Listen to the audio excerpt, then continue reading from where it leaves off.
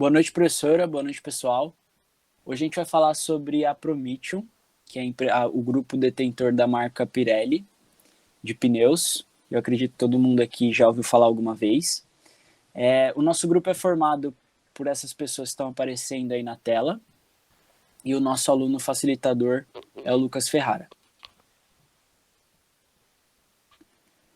A empresa. O grupo Prometeon é um grupo com sede em Milão, na Itália, e possui mais de 7.300 funcionários espalhados pelo mundo em 4 principais países, que são Turquia, Egito, Brasil e a própria Itália. Aqui no Brasil, a fábrica fica no ABC Paulista, na cidade de Santo André, que é inclusive a fábrica objeto de estudo do nosso trabalho.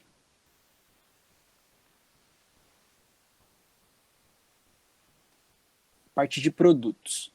Os 3 principais produtos que são fabricados aqui na fábrica do Brasil são esses que estão aparecendo aí para vocês. O primeiro pneu é o pneu voltado para caminhões mais convencionais, que a gente está acostumado a ver, então é um pneu de fabricação menos complexa. O segundo tipo de pneus são os pneus agro, que já envolve uma complexidade maior na produção e que tem em média, tem um diâmetro bem maior.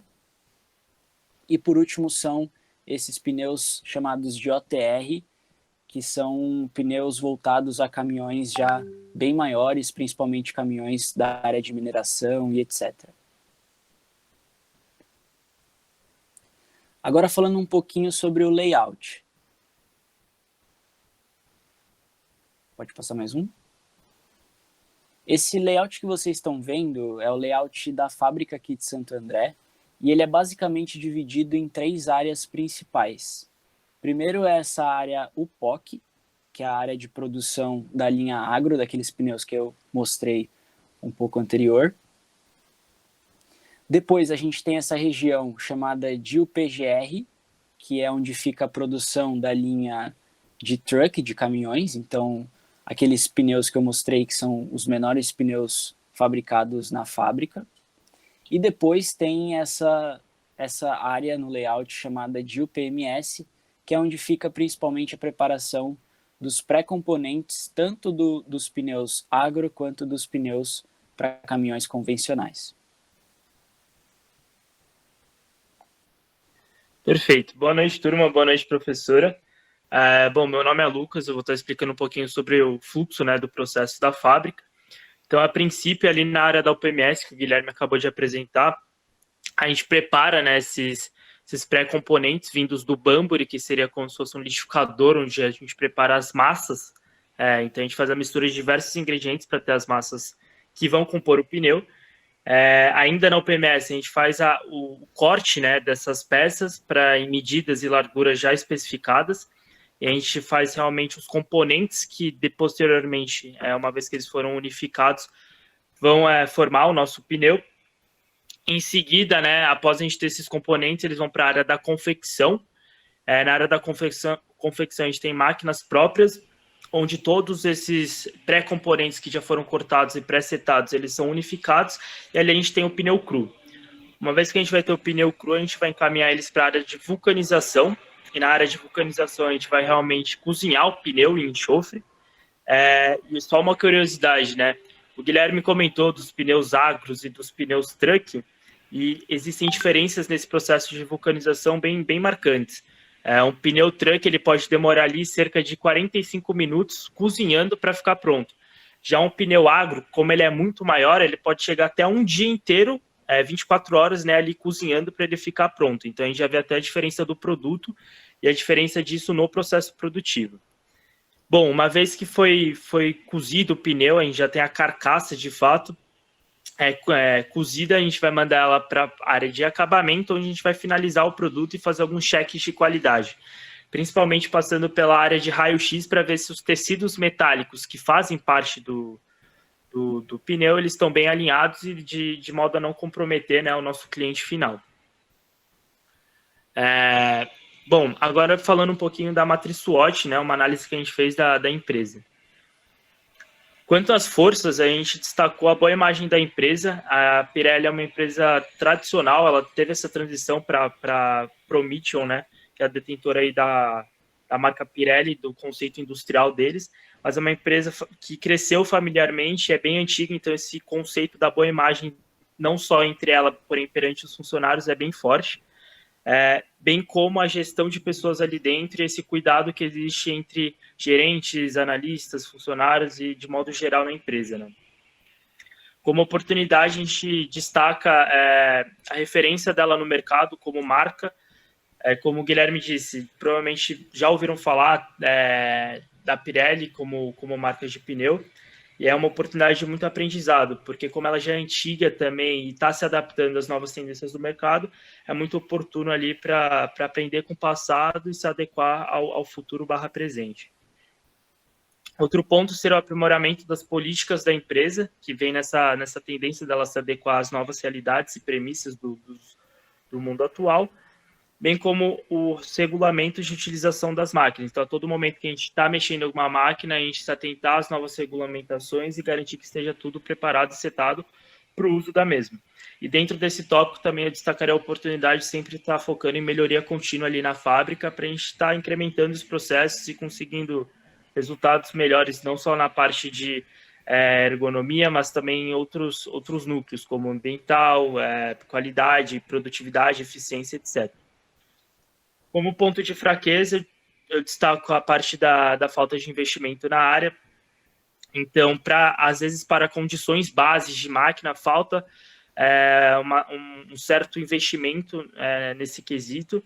Por mais que a companhia invista, sempre é necessário a justificativa de um payback, mas investimentos ali que precisam e demandam como base, é complicado ainda ter esse investimento, então eu considero como uma fraqueza. Bem como a falta de fiscalização ali das operações. Então, muitas vezes podem ocorrer desvios que a gente está tentando melhorar com o tempo, ter um controle melhor, e a 4.0 está vindo para ajudar nisso, a gente tem um controle melhor do processo e do que está acontecendo, para a gente ter uma fiscalização e atuação melhor. Quanto às ameaças, eu destacaria a falta de disciplina perante a cultura. Por mais que seja uma empresa que é consolidada, ainda existem aqueles casos, né, de pessoas que não se adequam e desviam de fato o foco da cultura da empresa. E também elas cometem, né, alguns erros, como a falta de utilização do material GPI, que é crucial, é uma regra de ouro da empresa. E toda essa questão de cultura, a pessoa não se adaptar, também entra no quesito de burlar as operações de maquinário. Então, por exemplo, um operador que tem que seguir uma determinada regra, ele, por conhecer a máquina há muito tempo, ele acha um modo de burlar ali a segurança da máquina e acaba, praticando um procedimento inadequado que leva a risco até para a própria saúde dele, né? Então, esses são desvios e ameaças que a gente considerou ali para a empresa. Bom, quanto ao Covid, é bacana dar uma atualização de como a empresa está se comportando frente a essa ameaça que surgiu, né, no ano passado e até então se manteve. Ali na empresa, já se mobilizaram toda a parte de escritório, que independe de um contato direto com a fábrica, está ficando totalmente de home office. Foram implementados ali acrílicos para aquelas pessoas que ainda precisam ir para a fábrica e trabalham no intermédio entre escritório e fábrica, mas precisam estar ali. Os escritórios foram modificados também com acrílico e com divisões entre as mesas para garantir a segurança. O uso de máscara é obrigatório a todo momento, apenas em refeição, que você pode estar tirando claro, para consumir, né, para comer, mas ainda assim nos refeitórios também houve a modificação de espaçamento entre as mesas e também divisória de acrílico. Vale ressaltar que as reuniões que antes aconteciam muito em salas e eram do cotidiano, hoje a gente está fazendo tudo pelo Teams, né? E quando há necessidade de fazer alguma presencial, que é muito raro, tem uma restrição, né, do número de pessoas para a gente estar podendo se reunir. Bom, boa noite a todos. Boa noite, Pro. Aqui é a Juliana. Eu vou falar para vocês um pouquinho dos perfis e eventos de risco em uma empresa. Bom, começando em uma empresa oferece vários perfis de risco. e eles podem ser encontrados referente ao meio ambiente, à infraestrutura, às pessoas, produção e, claro, a reputação da empresa. Aqui a gente listou alguns dos principais riscos referente a esses perfis. Meio ambiente, ele pode ser considerado com risco por conta da exposição de componentes químicos e por causa do descarte inadequado de resíduos. Falando agora de infraestrutura, é considerado um perfil de risco e um dos motivos pode ser a falta de proteção dos maquinários. Depois eu vou falar agora da produção, falando um pouquinho, ela pode ser considerada com risco por causa da falta de EPI e também por conta de parada em produção. E claro, temos também a reputação da empresa, que são os impactos ambientais de grandes proporções e, claro, a negligência com a saúde e segurança dos funcionários. Eu deixei as pessoas por último, porque não vou dizer que 100% desses riscos ocorrem por causa das pessoas, né? Mas diria que a maioria é por falta de responsabilidade.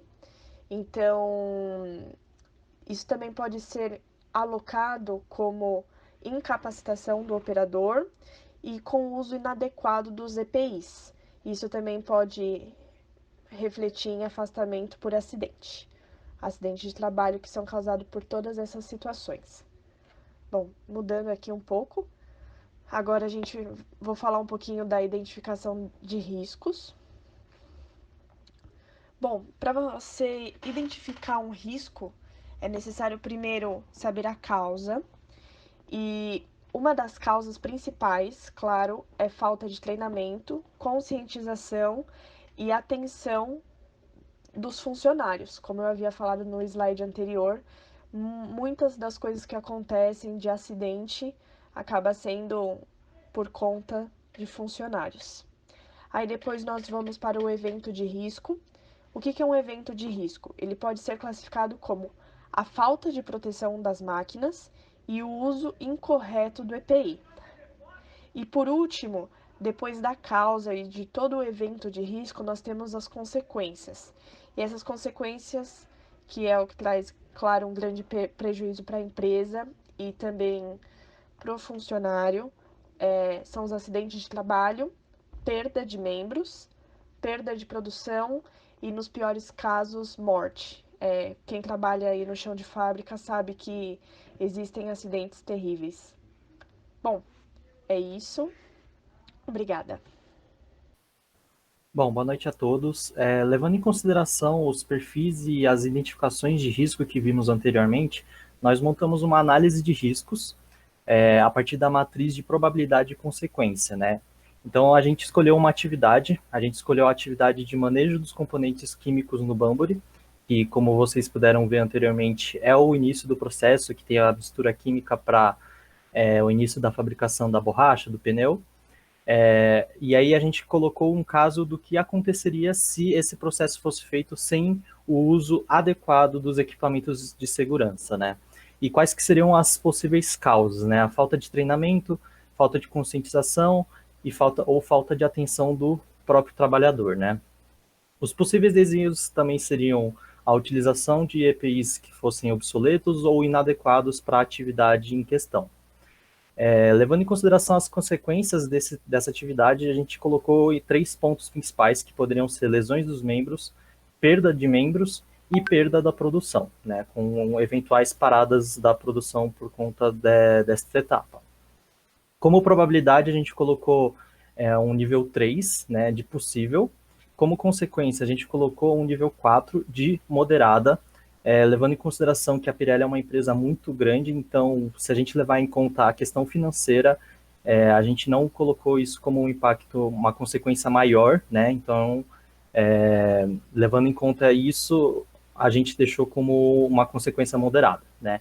E multiplicando os dois, a gente tem um risco de 12, e as recomendações seriam, né, a aplicação de medidas de segurança nas máquinas das fábricas, também uma fiscalização correta de questões ergonômicas e da utilização dos EPIs. Entrando na questão também, da numeração de risco, a gente vê que os tratamentos de risco seriam implementar novos controles, né? Para isso, a gente fez uma gestão de riscos.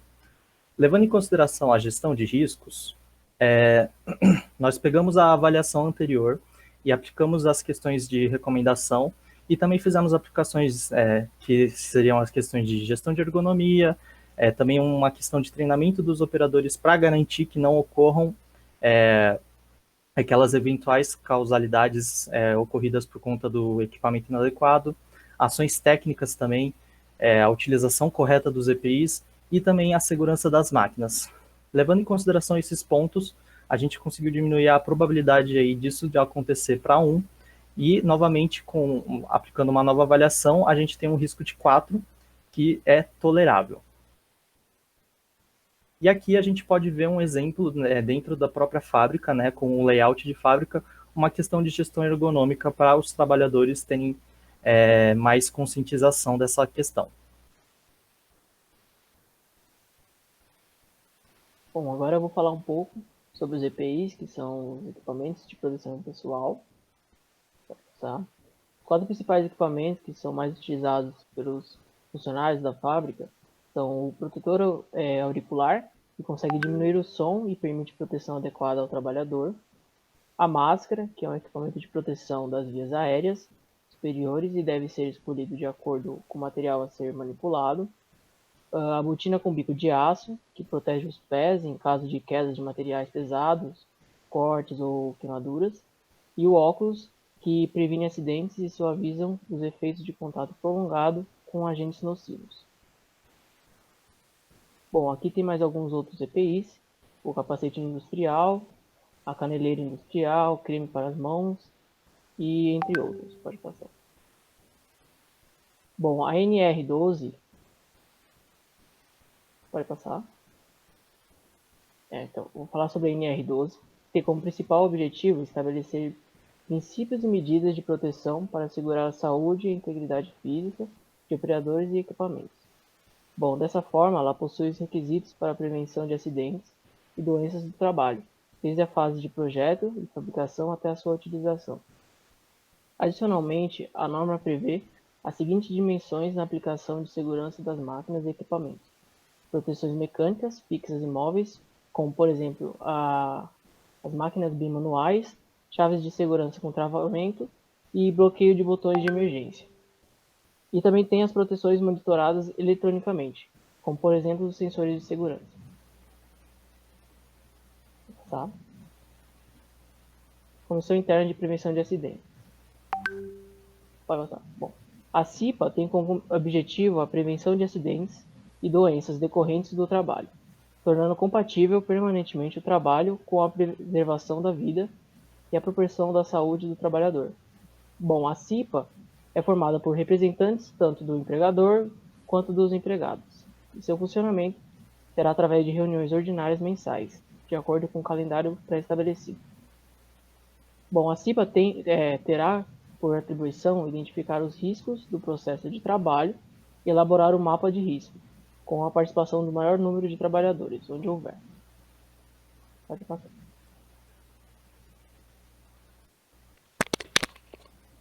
Vamos falar um pouquinho agora da sinalização de segurança.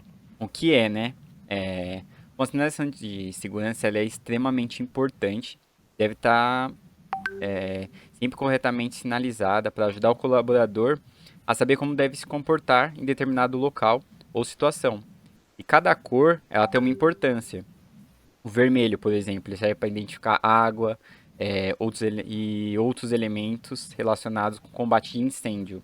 Já o amarelo, ele é usado em situações e locais de risco, indicando a necessidade de tomar algum cuidado. E assim, cada cor, ela tem a sua importância, né? Cada um serve para um certo tipo de coisa.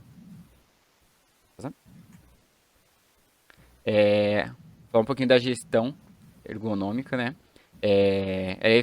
Ela é uma gestão eficiente, capaz de potencializar os resultados de uma empresa.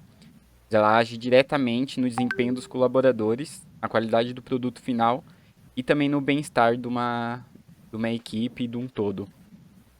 Para isso, nós temos algumas NRs e algumas ISOs. Devem ser seguidas como as que colocamos nos slides. por exemplo, né, a ergonomia no escritório, algumas normas para a qualidade da ISO, que são essas ISOs. Pode passar? Né? E aqui a gente tem, né, para cada tipo de... A gente pega uma Falei merda agora, esqueci o que eu ia falar. Eu corto depois. Mano, meu Deus do céu. Beleza. 1, 2, 3 e... Bom, aqui vocês podem ver que tem um limite de carga que você pode pegar, né? E tem até um jeito que você levanta para você não machucar a coluna. Pode passar? E também tem algumas coisas que você pode fazer, como por exemplo, um aquecimento, né? Que você pode ajudar na sua postura. Por exemplo, o jeito que você deixa o ombro, seus braços. Tudo isso para aquecer, para você não, né, não lesionar o seu corpo. Próximo. E também alguns exemplos aí de aquecimento que você pode fazer para o punho. Bom, vou falar um pouquinho das ações técnicas, né, que a empresa tem que tomar devido à precaução de lesões e para ter uma ergonomia melhor dos seus funcionários. Bom, um exemplo aqui que eu vou dar é o operador está carregando um tambor com as rebarbas de pneu para o descarte. Se você vê na primeira situação, ele força todos os seus membros superiores, podendo levar ele a uma lesão. A ação tomada foi acrescentar um carro de transporte, onde o colaborador não terá mais o problema de carregar tanto peso. Bom, sobre a conscientização, né, que as empresas têm com seus colaboradores. A ergonomia de conscientização ela consiste em abordar em abordagens lúdicas aos colaboradores, visando incentivar eles a utilizar o espaço de trabalho de maneira mais saudável.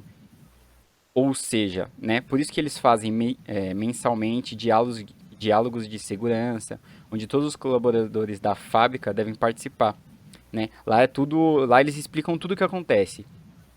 Como que você deve levantar peso, o que é a ergonomia, né? E quais são todos os seus benefícios.